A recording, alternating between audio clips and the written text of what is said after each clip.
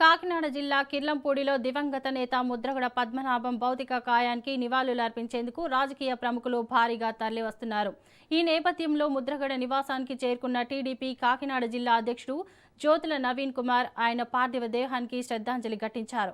2 తెలుగు రాష్ట్రాల రాజకీయాల్లో తనకంటూ ఒక ప్రత్యేక స్థానాన్ని సంపాదించుకున్న ముద్రగడ పద్మనాభం ఇక లేరు అనే వార్త అత్యంత బాధాకరమని నవీన్ ఆవేదన వ్యక్తం చేశారు. ఎంతో మంది యువ నాయకులను ఆదర్శంగా నిలిచిన అటువంటి మహానేత మరణాన్ని తాము జీర్ణించుకోలేకపోతున్నామన్న జ్యోతుల నవీన్ కుమార్తో మా ప్రతినిధి సిద్ధు ఫేస్ టు ఫేస్. మాజీ మంత్రి కాపు ఉద్యమ ముద్రగడ పద్మనాభం గత రాత్రి చెప్పొచ్చు.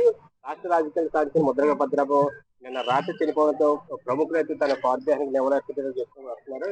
కాకినాడ జిల్లా టీడీపీ జిల్లా అధ్యక్షుడు నవీన్ గారు ఉన్నారు. నవీన్ గారి మాటలో తన ముద్రగడ పద్మనాభం గారితో అనుభవం తెలుసుకున్నారు. సార్ చెప్పండి సార్, ముద్రగడ పద్మనాభం సుదీర్ఘంగా రాజకీయంగా టీడీపీలో పనిచేశారు. గత పలు పార్టీ ఎక్కువ అనుబంధం ఏర్పడింది. ఆయన ఏ సలహా అయినా చేసేవారు. అలాగే రాష్ట్ర రాజకీయాల్లో కూడా తనదంటూ ఒక ముద్రను వేసుకున్నారు. పార్టీలకు అతీతంగా కూడా, కులాలకు అతీతంగా అందరిలోని కూడా అభిమానాన్ని సంపాదించుకున్న వ్యక్తి. అటువంటి వ్యక్తి అరుదుగా ఉంటుంది. ఈ రోజు ఆయన లేకపోవడం అన్నది బాధాకరమైన విషయం. కాపు ఉద్యమ నేత పేరుతో గత ఉమ్మడి జిల్లాలో మన కాకినాడ జిల్లాలో ప్రసిద్ధి కలిగిన నాయకుడు, సుదీర్ఘంగా రాజకీయాల్లో వడబోసాడు. గత కొన్ని రోజులు బట్టి తన హెల్త్ అయితే బాగలేదు. రాత్రి సూచన ఇచ్చారు. ఈ రోజు కూడా లోకేష్ వస్తారని కూడా సమాచారం అలా ఖచ్చితంగా ఇప్పటి వరకు అయితే ఆ సమాచారం అయితే లేదు. కాపు ఉద్యమ నేతగా ఈ కాకినాడ జిల్లాయే కాదు, 2 తెలుగు రాష్ట్రాల్లోని కూడా ఆయనకి ఒక బ్రాండ్ ఉంది. ముద్రగడ అనే బ్రాండ్ ఉంది. కాపు ఉద్యమ నేతగా ముందుకెళ్ళడం జరిగింది. ఉద్యమాన్ని కూడా సుదీర్ఘంగా నడిపించిన వ్యక్తి.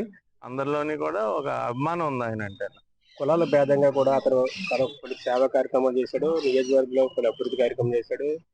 మోస్ట్ ఇంపార్టెంట్ గా ఒక నాయకుడిగా తన సేవలు ప్రజల కోసమే కూడా తను జారబోసాడు. ప్రజల కోసం కాపు ఉద్యమ పేరుతో ఇంట్లో కూడా రిహాబిలిట్ చేశాడు. కాపు ఉద్యమంలో కొన్ని ఘటనలో కూడా కొన్ని జ్ఞాన కార్యక్రమంలో కూడా కేసులు పెట్టడం, తర్వాత తను మళ్ళీ కేసులు వైసీపీలు కొట్టుకోవడం జరిగింది. ఇప్పుడున్న ప్రజెంట్ సిచ్యువేషన్ లో ఒక నాయకుడిగా తను ఎలా చూడొచ్చు?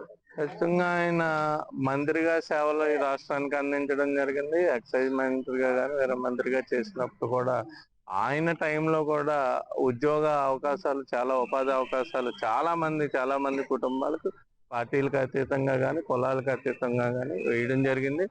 తర్వాత ఇంకా రాను కూడా ఉద్యమాన్ని ఎక్కువ శాతం, ఆయన కాపు ఉద్యమాన్ని ఎక్కువ శాతం దాన్ని టైం స్పెండ్ చేయడంలో ఆయనకి రాజకీయంగా నష్టం కలిగినా సరే ఆ ఉద్యమాన్ని వదలకుండా ముందుకు సాగడం జరిగింది. ఆయన ఈ రోజు వరకు కూడా అదే పరిస్థితి ఉంది. మొత్తం రాష్ట్ర రాజకీయాల్లో జిల్లాలో కాపు ఉద్యమ పేరుతో తన సేవలు మరింత పెంచే ఉన్నప్పుడు